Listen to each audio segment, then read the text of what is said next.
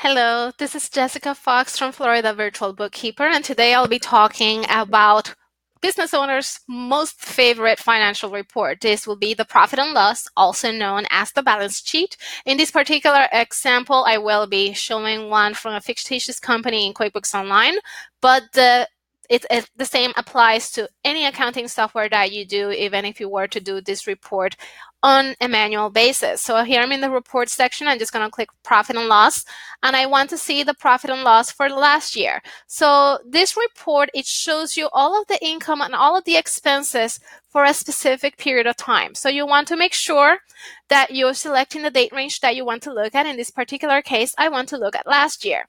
Something else also to consider is you can run your reports in accrual or cash basis. These are different accounting methods.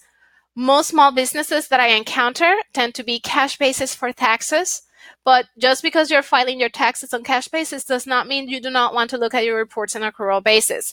And an advantage of software like QuickBooks is you can toggle and run reports both ways. You can see the differences. What the difference is? In this particular case, it means in accrual basis, you're recognizing income the moment that you invoice it, regardless of whether you have been paid or not. Same for expenses. You're recognizing expenses when you get billed for them, when you incur them, whether you have paid them or not.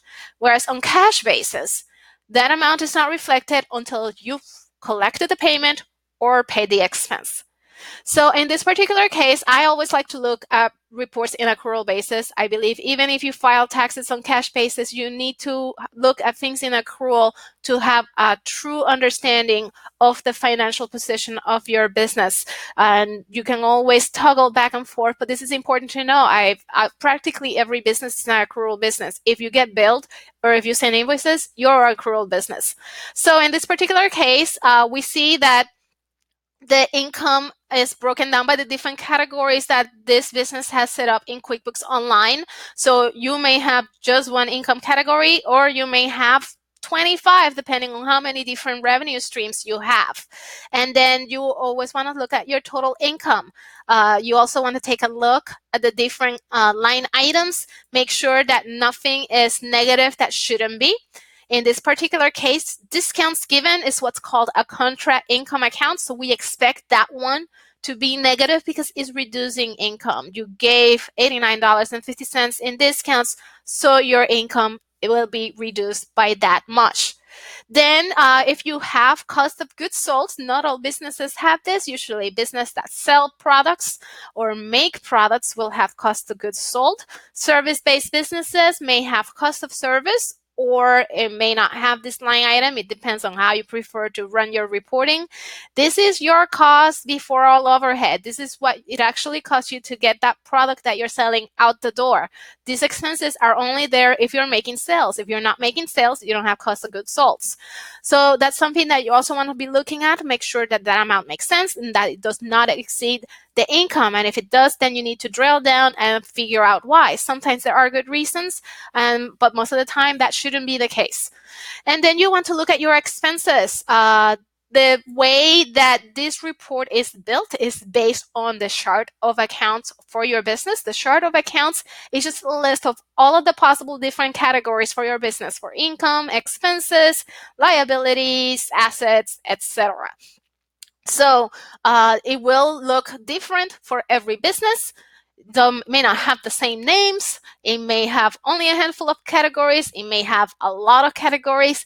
Usually that is up to manager's discretion on how detailed you want your reports to be, as long as your tax advisor can make sense of the data.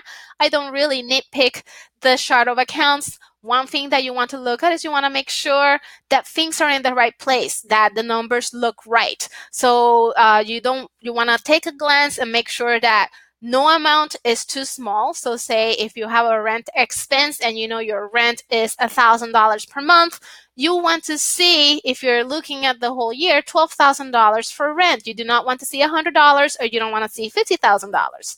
That lets you know that something is not posted right. You also want to make sure that you do not have similar categories that have different names. So you want to make sure that everything that's alike is together. For example, sometimes I will see advertising and marketing They are related. If you want to separate them, you can have them as sub-accounts, but you do not want to confuse anybody that looks at the reports, confuse yourself, confuse your tax advisor when they're preparing your taxes. You also want to make sure that there's no personal expenses in your profit and loss report. If you're using your business account for personal expenses, that would be going through equity, flowing through the balance sheet. You refer to my balance sheet video if you need to understand that report better, because this is just the business expenses. So if you but say you had to pay something personal with it, this should not be in this report at all. Also, you want to make sure that there's nothing that is uncategorized.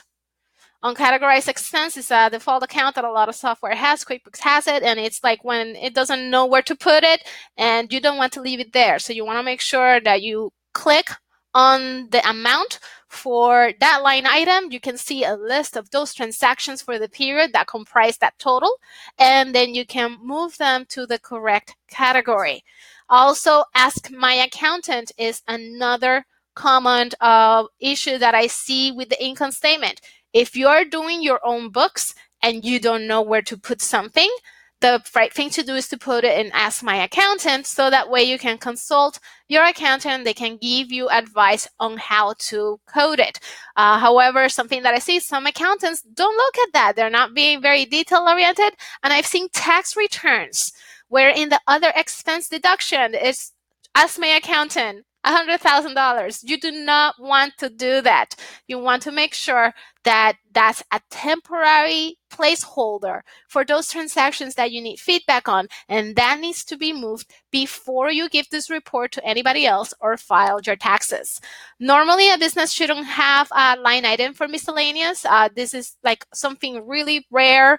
If it's something ordinary that you incur on a regular basis, you will want to have a designated account for it. And then everybody's favorite part, the net income. This is where we see if you had a profit for the period. So we always want this amount to be positive. If it's negative, it lets you know that you spent more than you took in.